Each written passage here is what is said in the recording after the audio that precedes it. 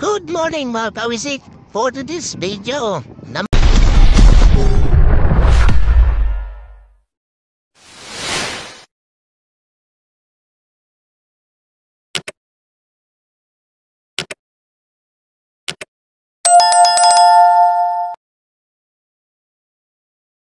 maulan araw ng Lunes. Dabiyahe tayo ngayon.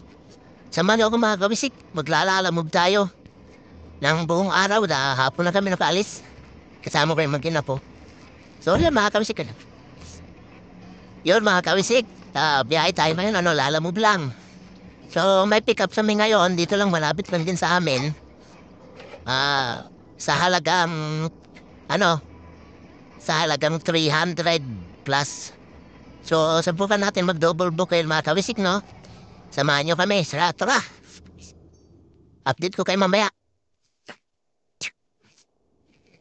Yo, so what's up mga kawisik?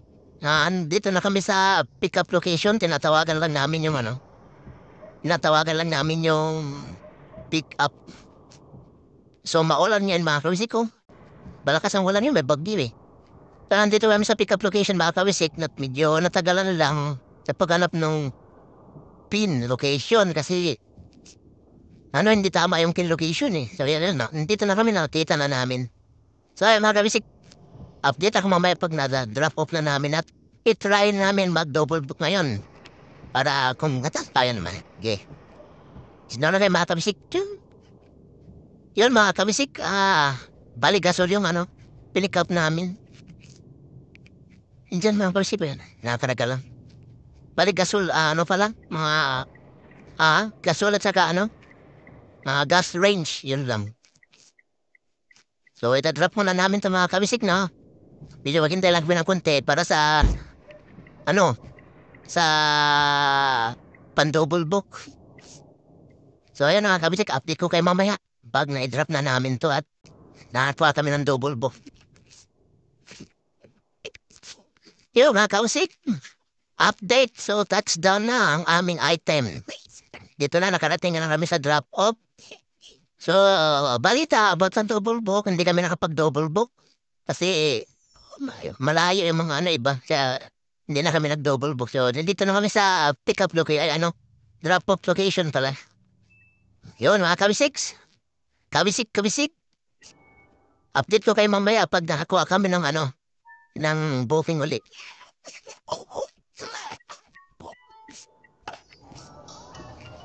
Yan mga kabisik, update sa aming update sa paghahantay namin ng pangalawang booking. So nandito kami sa Shell. Nagpagas muna ako, so dito kami maghihintay lang pangalawang booking kasi lumabas kami dun sa drop off kanina kasi walang signal, di kami napapasukan kaya pumunta kami dito sa Shell. So dito kami ngayon maghihintay ng booking mga kabisik, no? So dito lang kami, Cavite. Hindi kami lalabas ng Maynila, dito lang. So dito lang ang ikot ko mga kabisik, lalamove. So maganda naman ang kita, nakakanit naman ako ng 3,000. Maghapon yun mga kabisik at 12 hours.